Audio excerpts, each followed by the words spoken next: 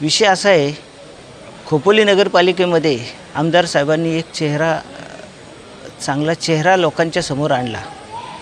अनेक लोक राजकारण करतात, पण राजकारणातून समाजकारण करणारा जो नेता आहे तो म्हणजे कुलदीपभाई शेंडे। आणि कुलदीपभाई शेंडे ही व्यक्ती नसून विचार आहेत। आम्हाला त्यांचे विचार पटले म्हणून आम्ही त्यांच्याबरोबर गेलो।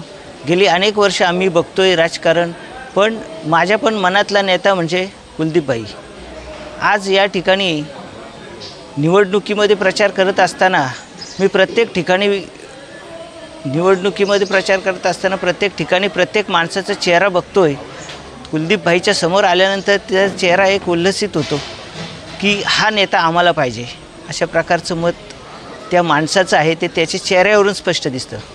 निवडणुकीमध्ये प्रचार करत असताना तालुक्यातली पण बहुतांशी लोक या ठिकाणी या प्रचारात सामील झालीत, जेणेकरून आमच्या पक्षाचा झेंडा म्हणजे शिवसेना, भारतीय जनता पार्टी, RPI महायुतीचा झेंडा या ठिकाणी लागावा आणि कुलदीपभाई शेंडे नगराध्यक्ष व्हावेत ही लोकांची इच्छा आहेच।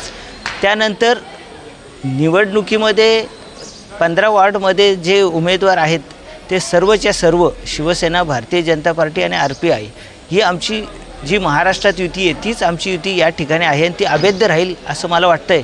त्या ठिकाणी शिवसेना, भारतीय जनता पार्टी आणि RPIचे सर्वच्या सर्व निवडणुकीमध्ये रिंगणात उभे राहिलेले जे आहेत उमेदवार ते निवडून येतील याची मला शाश्वती आहे। आणि मी खालापूर तालुक्याचा प्रसिद्धी प्रमुख म्हणून मी या ठिकाणी दररोज या प्रचारामध्ये सामील आहे। संध्याकाळी रॅलीसाठी मी दररोज असतो। रॅलीमध्ये अनेक लोक या ठिकाणी उत्स्फूर्तपणे स्वतःचा वेळ देत आहेत। ह्याचा अर्थ त्यांना ह्या पक्षाला निवडून आणायचं आहे। आमदार साहेबांनी दिलेल्या हा जो मोहरा आहे कुलदीपभाई शेंडे ह्यांना निवडून द्यायचा आहे, म्हणून ते लोक स्वतःच्या खर्चाने स्वतः या ठिकाणी उत्स्फूर्तपणे येतात।